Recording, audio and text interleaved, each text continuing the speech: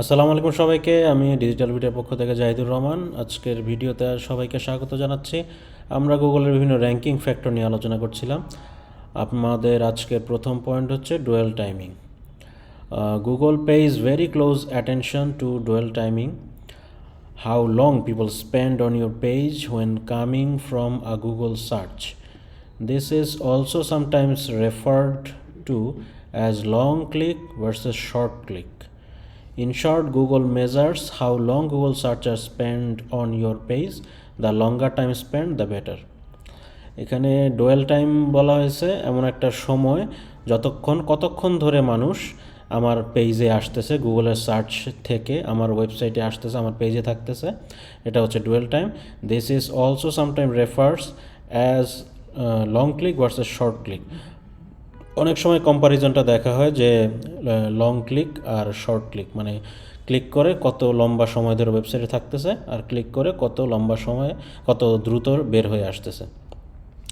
এটা Google check করে যে যারা গুগল সার্চ করে তারা কতক্ষণ আমার পেজে আসতেছে।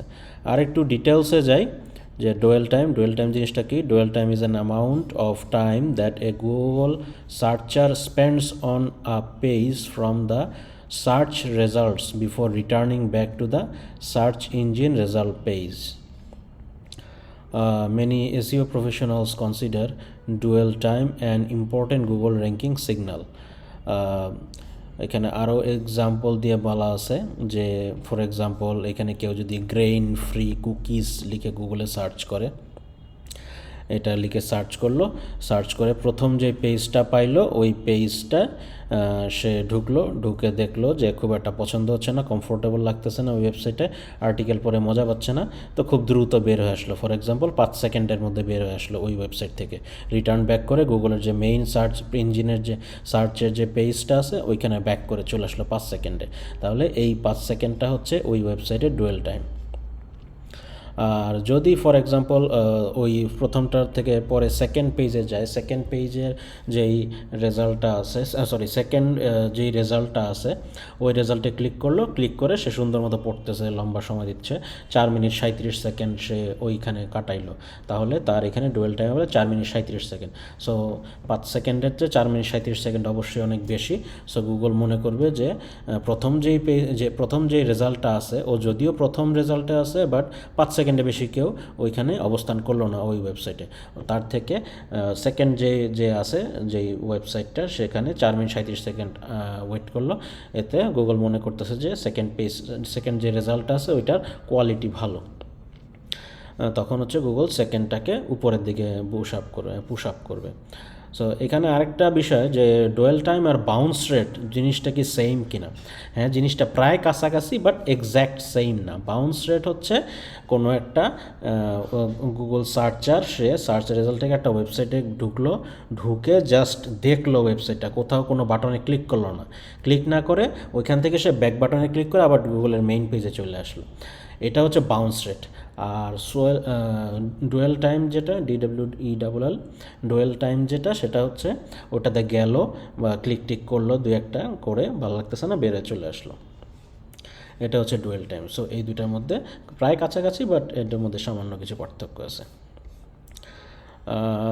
সো ডুয়েল টাইম কেন ইম্পর্ট্যান্ট, এটা অবশ্যই যেহেতু ভিজিটারের ইন্টারেস্ট ধরে রাখতেছে ওই ওয়েবসাইটগুলো, তো অবশ্যই কে গুগল ভালো চোখে দেখবে, যেহেতু গুগল সবসময় চেষ্টা করে যে ভালো রেজাল্টগুলোকে সবসময় উপরে রাখতে।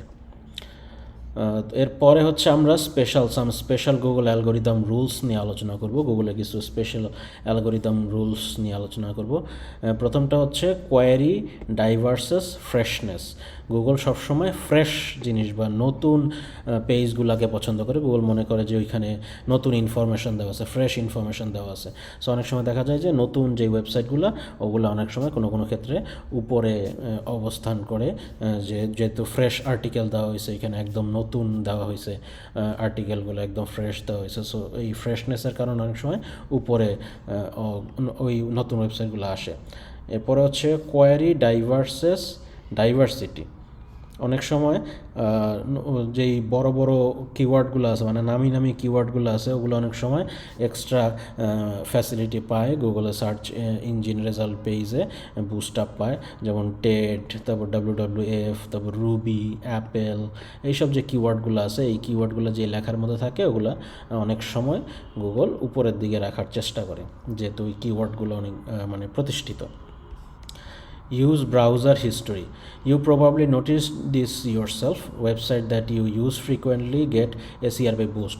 সাধারণত এরকম হয় যে আমাদের যে ব্রাউজিং হিস্টোরি আছে এগুলো তো গুগল চেক করতেছে, গুগলের কাছে যাচ্ছে ইনফরমেশন যে আমরা কী ব্রাউজ করি।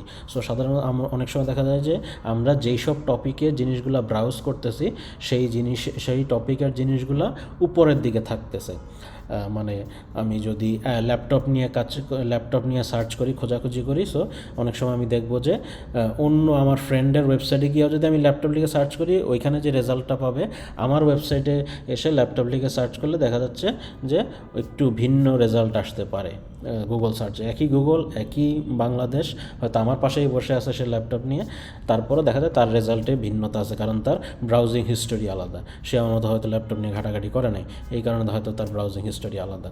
সে হয়তো মোবাইল নিয়ে ঘাটাঘাটি করছে, এই জন্য এরকম আর কি ব্রাউজিং হিস্টোরি থেকেও বিভিন্ন ডাটা নিয়ে গুগল তার যে সার্চ ইঞ্জিন রেজাল্ট পেজ এটাকে সাজায়। লাস্ট পয়েন্ট হচ্ছে user search history.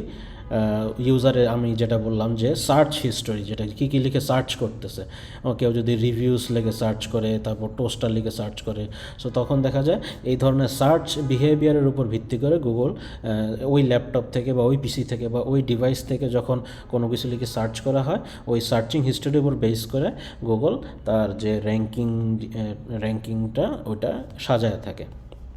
So browsing হিস্টোরিও check করে গুগল, ওই অনুযায়ী চেঞ্জ করে রেজাল্টগুলো, সার্চ ইঞ্জিন রেজাল্ট পেজের রেজাল্টগুলো, আর সার্চ হিস্টোরির উপরও গুগল চেক করে ওই ডিভাইস থেকে যখন সার্চ দেওয়া হয় তখন সেই অনুযায়ী রেজাল্টগুলোকে রাখে। আজকের ভিডিও এই পর্যন্তই। ধন্যবাদ সবাইকে। কোনো কোয়েশ্চেন থাকলে কমেন্ট সেকশনে যাবে। আগামী ভিডিও দেখার আমন্ত্রণ রইল। আসসালামু আলাইকুম।